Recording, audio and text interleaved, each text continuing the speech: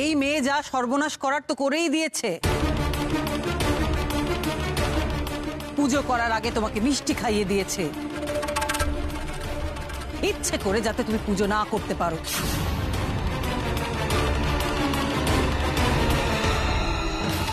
ও তো এটা জেনে বুঝে করেছে। দেবো দেবো, এই নে ওষুধটা। ও মা, উনি তো উঠে দাঁড়িয়েছেন। দাদা দাদা, ওনাকে বলুন না ওষুধটা খেয়ে নিতে, তা না হলে আবার শরীর খারাপ করবে। হ্যাঁ হ্যাঁ হ্যাঁ ভাই, যখন উপবাস ভঙ্গই হয়ে গেছে, তুই ওষুধটা খা, একটু জল খা, তোকে তো সুস্থ হতে হবে। কি করছো কি তোমরা সবাই? এই বাড়ির লোকেদের আজ হলোটা কি? এত বড় অনর্থ তোমরা হতে দিচ্ছ? ঘোমটা কালী মায়ের সামনে দাঁড়িয়ে তোমরা বলছো উপবাস ভঙ্গ করতে, ওষুধ খেতে বলছো বাবাকে। পুজোর আগে কি অনাচার শুরু করেছো তোমরা? দিদি প্লিজ, এখন পুজো নয়, বাবার শরীর ঠিক হওয়াটা দরকার আগে, ঠিক আছে?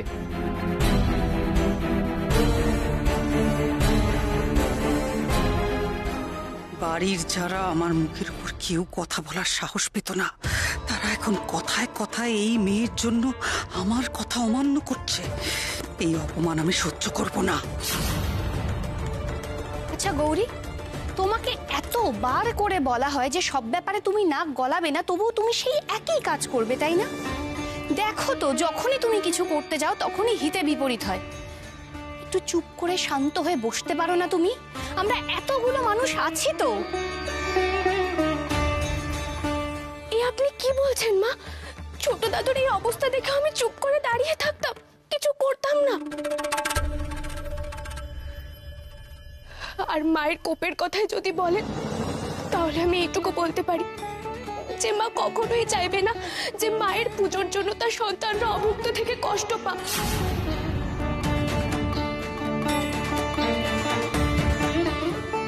সন্তানদের প্রাণ তো মায়ের কাছে সবার আগে। আমি তো সেই ভেবে ছোট দাদুকে খাইয়েছিলাম। আবার তুমি মা সম্পর্কে এরকম কথা বলছো? তোমার সাহস কি করে হয়? মাকে নিয়ে এইভাবে কথা বলার সাহস তোমার হয় কি করে? মা কি তোমার বন্ধু? মা ঈশ্বর নন? ছি ছি ছি ছি ছি ছি ছি।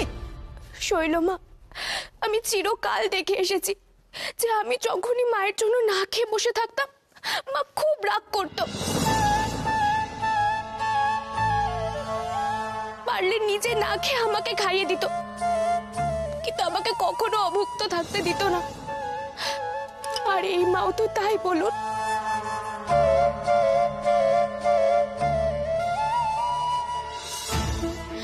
এই গোটা জগতের ফুল ফল পাখি আকাশ বাতাস ধুলোকণা, এমনকি একটা ছোট্ট গঙ্গা ভরি, সেটাও মায়ের সন্তান।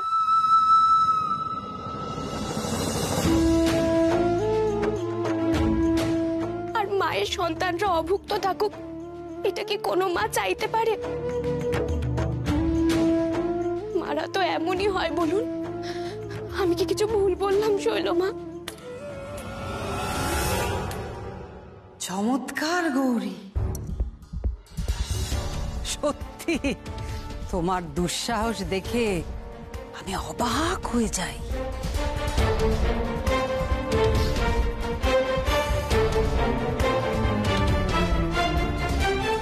তাই তো, কিছুক্ষণ আগেই তো আমার শরীরটা খুব খারাপ লাগছিল।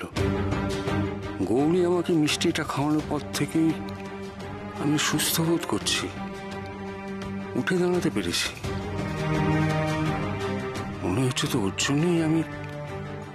না না না না, এটা স্বীকার করা যাবে না যে গৌরীর জন্য আমি সুস্থ হয়েছি। এটা স্বীকার করলে আমার এতদিনের বানানো মিথ্যের প্রাসাদ ধূলিসাৎ হয়ে যাবে। এটা আমি করতে পারবো না। কি হলো বাবা, তুমি এখনো চুপ করে থাকবে? কিছু বলবে না তুমি? এই মেয়ের জন্য তোমার এত বড় বিপদ হলো। এই মেয়ে পুজোর আগে তোমার উপবাস ভঙ্গ করলো, আর তুমি তুমি চুপ করে দেখবে, ওকে কিছু বলবে না তো? বিপদ তো হয়ে গেছিল, গৌরী বরং বাবাকে বিপদের হাত থেকে বাঁচিয়েছে। ঠিক সময় মিষ্টিটা না খাওয়ালে আরো বড় বিপদ হতো, এটা আমি বলে দিচ্ছি।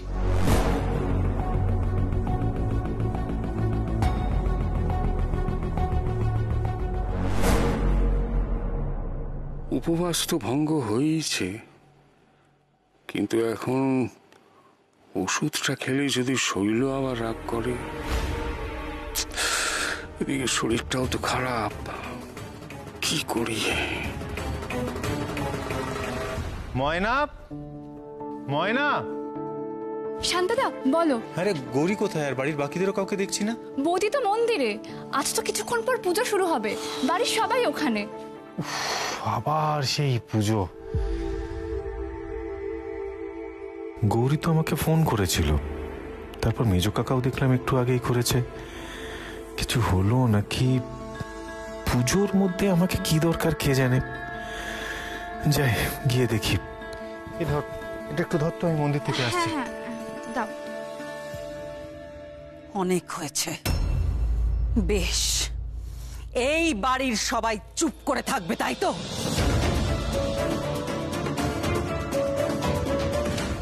কেউ কিছু বলবে না তো এই মেয়েকে?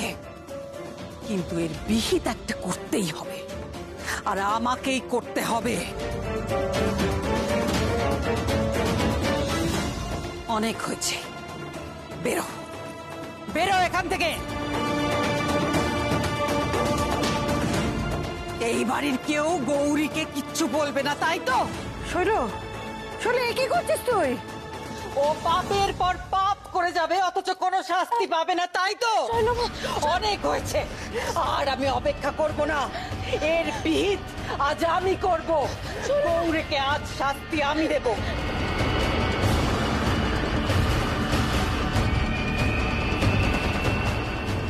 এই মেয়ে যা যা পাপ করেছে, সেই পাপ কাটাতে আমাকে অনেক কাঠখড় পোড়াতে হবে। চলে যাও, চলে যাও এখান থেকে।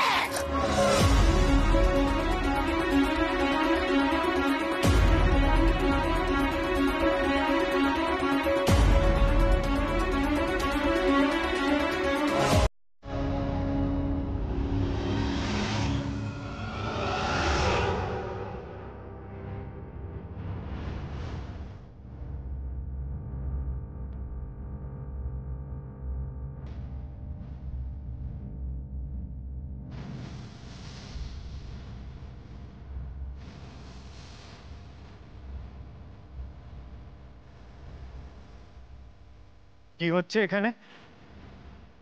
বাবার শরীর খারাপ হয়েছিল, অজ্ঞান হয়ে গেছিল বাবা। তারপরে গৌরী বাবাকে একটা মিষ্টি খাইয়েছে, ব্যাস। তারপরে এই বাড়িতে যা হওয়ার তাই হয়েছে। শান, আমার আর এই অশান্তি ভালো লাগছে না।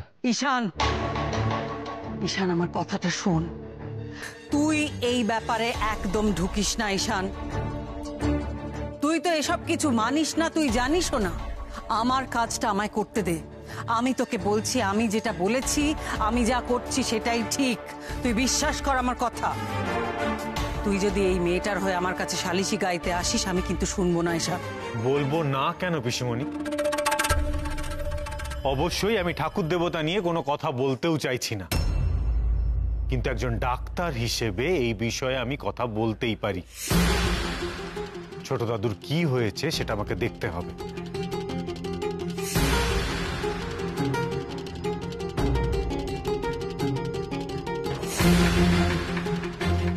ছোট দাদু, হাতটা দাও।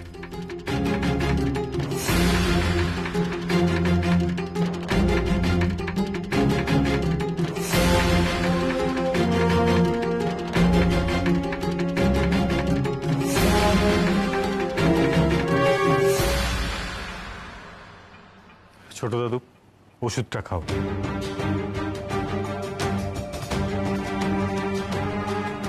ছোট দাদু, ওদিকে তাকিও না। এখন তোমার শরীরটা বেশি ইম্পর্টেন্ট। আমি বলছি, এই ওষুধটা তুমি যদি এখন না খাও তাহলে কিন্তু আরো বড় বিপদ হবে।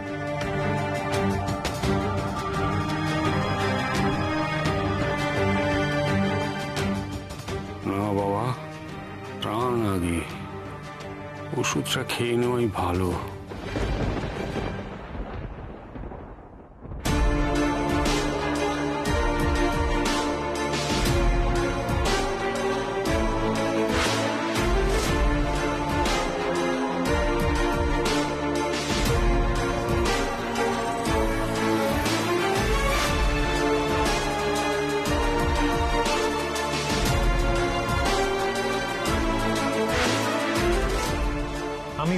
বার তোমাদের বলেছি যে আগে তোমাদের শরীর, এই পুজো আচ্চা উপোস এই সমস্ত কুসংস্কারের চক্করে তোমরা যে শরীরের কত বড় ক্ষতি করছো তোমরা নিজেরাও বুঝতে পারছো না। আর এই হয়েছে এক গৌরী, এও তোমাদের মতন অবুঝ, কিন্তু আজকে প্রথম গৌরী একটা কাজের কাজ করেছে। শান, কি হয়েছিল ভাইয়ের? তুই কিছু ধরতে পারলি? হ্যাঁ, সাংঘাতিক অবস্থা হয়েছিল। ছোট দাদু সুগার ফল করেছিল, সেই সময় কিছু একটা খাওয়ানো দরকার ছিল। ভাগ্যিস গৌরী বুদ্ধি করে অন্তত মিষ্টিটুকু খাইয়েছিল, তা না হলে কিন্তু পরিস্থিতি আরো খারাপ হতে পারত।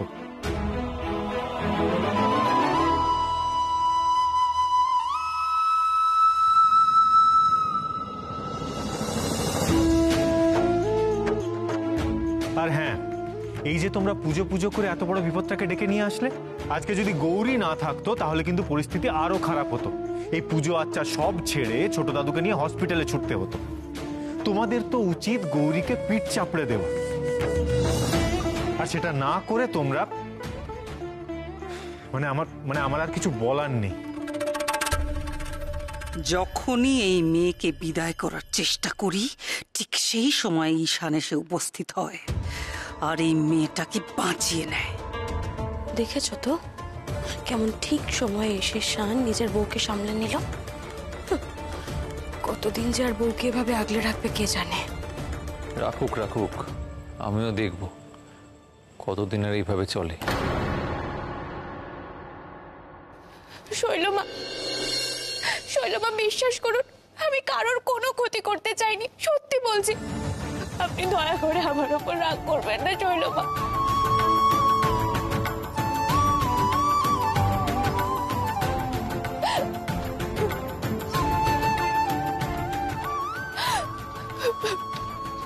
গৌরী, তুমি কাঁদছো কেন বলো তো? আমি তো বললাম তুমি কিছু ভুল করনি। চলো আমার সাথে, চলো, এসো।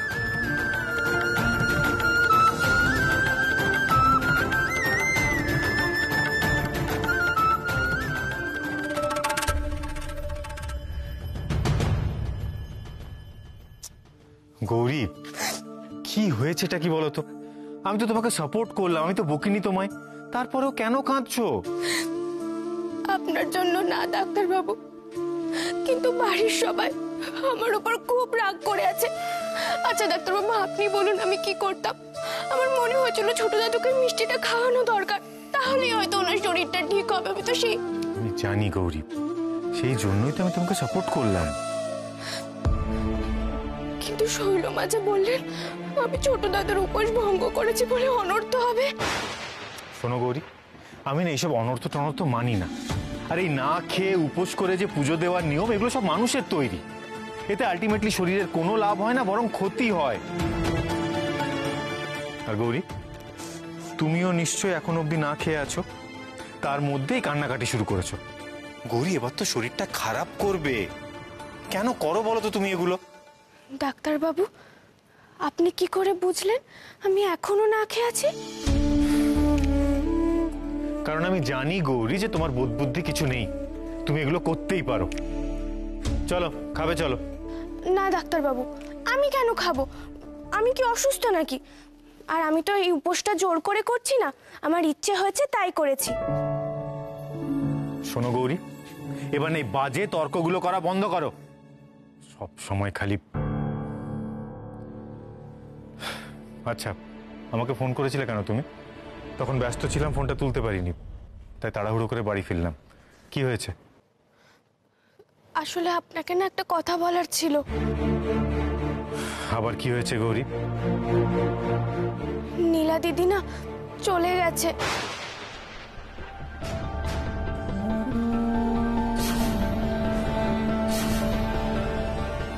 কি? দিদি চলে গেছে? ও যখন আমায় বলছিল আমি তখন ভাবতেই পারিনি যে ও সত্যি সত্যি চলে যাবে। ভাই, তোর শরীর ঠিক লাগছে তো এখন? হ্যাঁ, কোনো অসুবিধা হচ্ছে না তো? না, ঠিক আছে। আচ্ছা, এবার পুজোর ব্যাপারে কি করবে তোমরা সিদ্ধান্ত নাও। শৈল কিছু বলো। আমি আর কি বলবো, আমার তো কিছু বলার নেই। নিয়ম যখন ভাঙা হয়েছে আমার কিছু বলার প্রবৃত্তি নেই, আমি কিছু বলতে চাই না। না, তা বললে তো হবে না। একটা অনিয়ম যখন হয়েছে তখন কিভাবে তার দোষ কাটানো যায় সেটা না আমরা পরে ভেবে দেখবো কোন।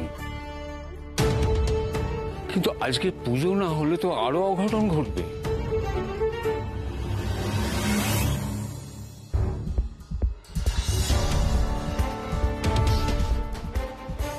যা ইচ্ছে করো, আমি আর কি বলবো।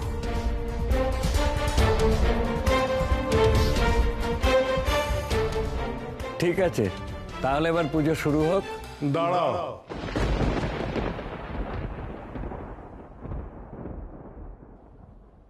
গৌরীকে ছাড়া এই পুজো করা উচিত হবে না।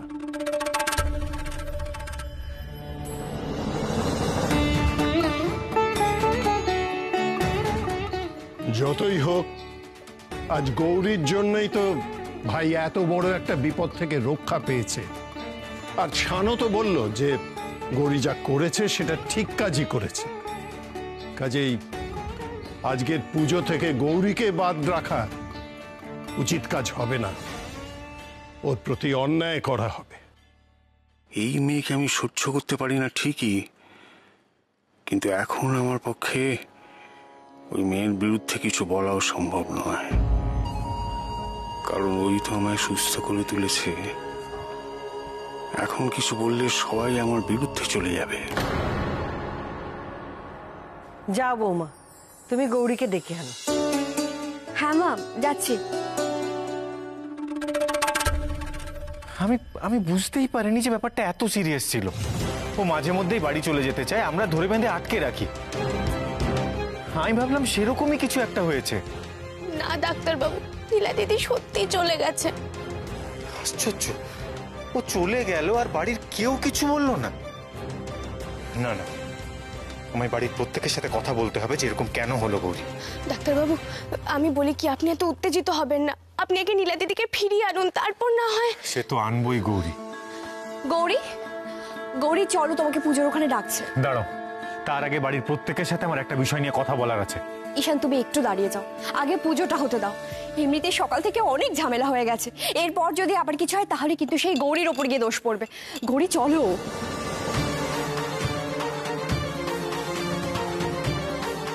কিন্তু দিদি এভাবে বাড়ি ছেড়ে চলে গেল কেন? আমার বিষয়টা খুব অদ্ভুত লাগছে। নিন, শুরু করুন পুজো।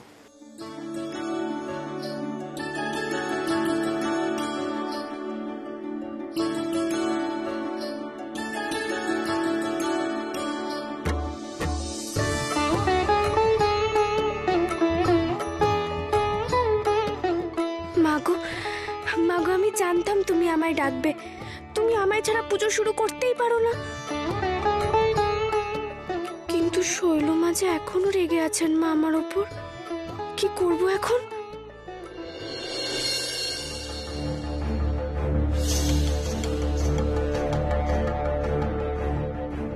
কি হলো? চলো উপরে চলো। পড়ে যাবো মানে? এই পুজোর মধ্যে? তো হয়েছেটা কি? তুমি কি পুজোয় থেকে পুজো উদ্ধার করবে নাকি? আরে চলো না, পুজো শেষ হওয়ার আগেই চলে আসবো। কেন? সেটা তো বলবে আগে। তোমার জন্য একটা সারপ্রাইজ আছে, এসো না।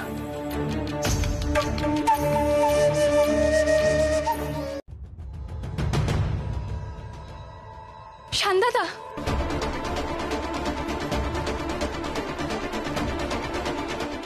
ঠিক আছে, তুই যা, আমি দেখছি। কি ব্যাপার আপনারা? আপনার নাম? আমি ডক্টর ঈশান ঘোষাল, বলুন। আচ্ছা, আমরা এখানে অতনু ঘোষালের জন্য এসেছি, ওনাকে ডেকে দেবেন প্লিজ। অতনু ঘোষাল? উনি আমার মেজো কাকা, কিন্তু কি ব্যাপারে সেটা একটু জানতে পারি? সেটা আমরা ওনার সামনেই বলবো। উনি কোথায়? আচ্ছা ঠিক আছে, আসুন আমার সাথে।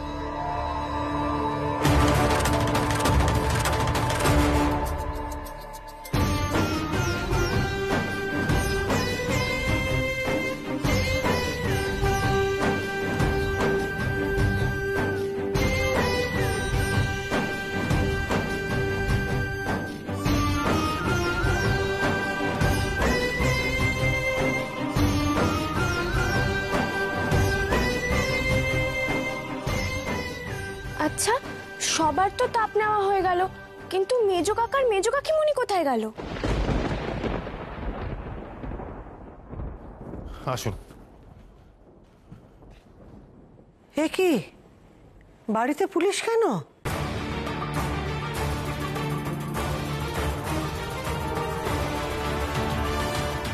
অতনু ঘোষাল কোথায়?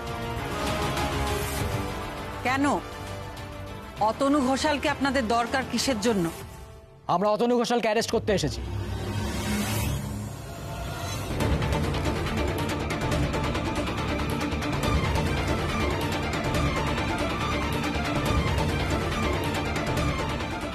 অফিসার, একটু কাইন্ডলি বলবেন কি হয়েছে, মানে মেজদাকে অ্যারেস্ট কেন করবেন? যা বলার অতনু ঘোষালকেই বলবো।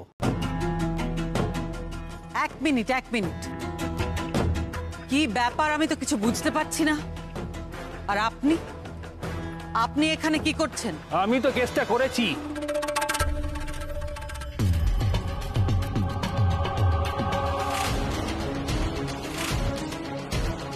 অতনু ঘোষাল एकदम जालियात आदमी है, 2 নম্বর আদমি है, আমাকে ঠকিয়েছে ও।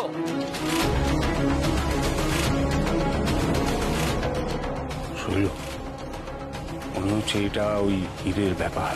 চুপ করো বাবা, কেউ শুনে ফেললে সর্বনাশ হয়ে যাবে। অফিসার, আমি একটা কথা বলি, মানে আপনি আমাদের যদি আগে একটু বুঝিয়ে বলেন প্লিজ, যে কি হয়েছে, মানে ও ঠিক কি করেছে? কি হয়েছে ডাক্তারবাবু? এরা মেজো কাকাকে কেন ধরতে এসেছে? আমি জানি না গৌরী, তুমি যেখানে আমিও তো সেখানেই। আমি নিজেই বোঝার চেষ্টা করছি।